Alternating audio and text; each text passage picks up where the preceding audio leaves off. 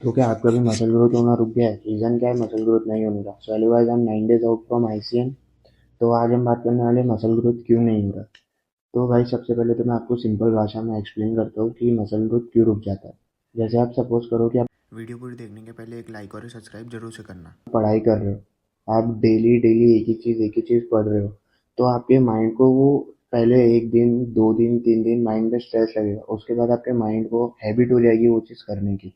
तो वैसे ही same muscle building में भी है। आप सपोज करो कि आप 80 किलो का कोई रैप मार रहे हो, ठीक है। 80 किलो की रैप सपोज आप करो, बेंच ही मार रहे हो।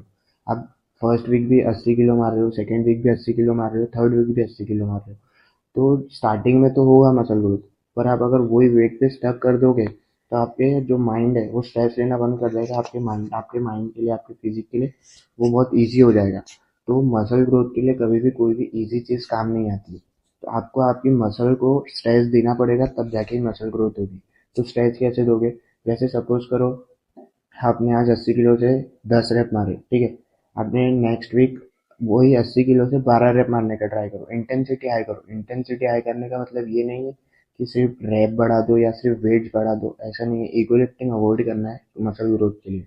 इंजुरी फ्री रहोगे तो कभी लाइफ में, फ्यूचर में तो मसल ग्रोथ कर ही लोगे। इसलिए इंजुरी और ईगो लिफ्टिंग बिल्कुल नहीं करना। ईगो लिफ्टिंग से सिर्फ इंजुरी के चांसेस ज़्यादा होते हैं।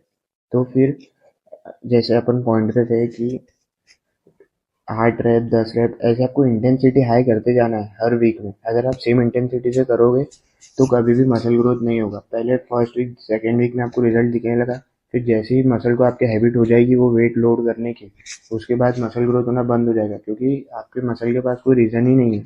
मसल ग्रोथ कब होता है? जब आप मसल को बहुत स्ट्रेच करते हो, मसल तोड़ते हो। और फिर सेकेंड पॉइंट, प्रोटीन इंटेक भी आपको हाई रखना पड़ेगा, क्योंकि अगर आप मसल ब्रेक कर रहे हो और आप उसको रिकवरी के लिए प्रोटीन ही नहीं दे रहे हो।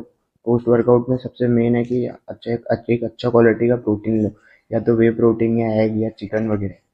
तो आपको प्रोटीन इंटेक भी हाई रखना है।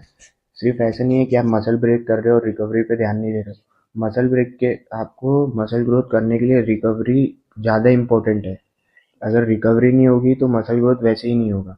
तो आपको पहले ये समझना पड़ेगा कि आपकी गलती क्या हो रही है। आप प्रोटीन इंटेक नहीं रख रहे हो, मसल रिकवरी पे ध्यान नहीं दे रहे हो, स्लीप नहीं ले रहे हो, या फिर आपके वर्कआउट में इंटेंसिटी नहीं है।